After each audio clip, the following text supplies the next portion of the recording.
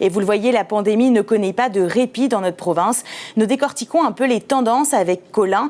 Alors Colin, la province ajoutera des restrictions pour plusieurs régions demain et on parle maintenant d'un possible confinement qui serait en fait étendu.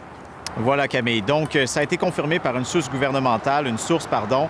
Donc, vraiment, ce qu'on considérait au niveau du gouvernement provincial, c'est de prolonger le confinement pour la quasi-totalité de la province pour 2 à 4 semaines, tout dépendant de la région. Et ça, ce sera à partir du 24 décembre, en fait, à minuit et 1, à partir directement quand on commence la journée du 24.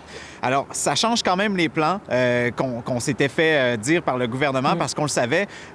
Ce qu'on savait, c'est qu'il y aurait une 5e journée initialement, une 5e région, initialement à partir de lundi qui sera en confinement. On parlait de la ville de Hamilton. Il y avait aussi plusieurs régions où le niveau d'alerte serait relevé. Donc, changement de plan, encore une fois, pour le gouvernement. L'annonce officielle devrait être demain à 13 h. Donc, on aura vraiment plus de détails, plus de confirmations. Mais vraiment, ça va changer la donne pour plusieurs régions parce qu'il y a des régions comme Sudbury, par exemple, qui passaient au vert demain. Là, finalement, ce sera vraisemblablement plus le cas.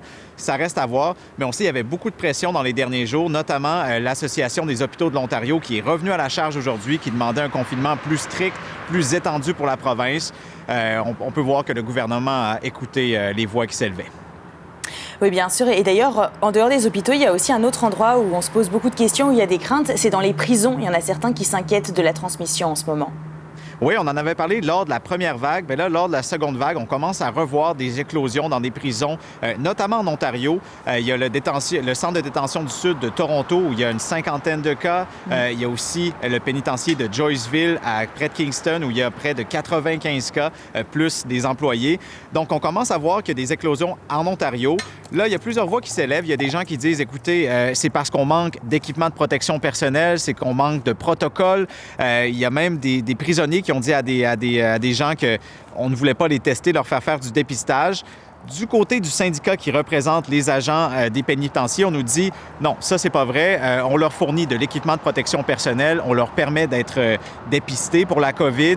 Donc, c'est pas clair qu'est-ce qui se passe, mais vous allez voir, il y a des gens qui en parlent. Il faut redoubler nos efforts de dépopulation. Puis ça semble qu'il y a plusieurs juridictions, plusieurs gouvernements qui n'ont pas pris ça au sérieux. They have masks. They're provided masks too. They can all get tested, right? There's some that refuse, but they all have the option to get tested. Alors, vous voyez, Camille, les visions s'opposent ici par rapport à la situation dans les prisons, mais du moins, on voit que le gouvernement en prendra tous les moyens à partir de demain pour vraiment arrêter la transmission du virus dans la province. Colin Côté-Paulette à Toronto, merci pour ce point ce soir et bien sûr, on va suivre la situation de près. Demain, on devrait en savoir plus justement sur les plans de la province.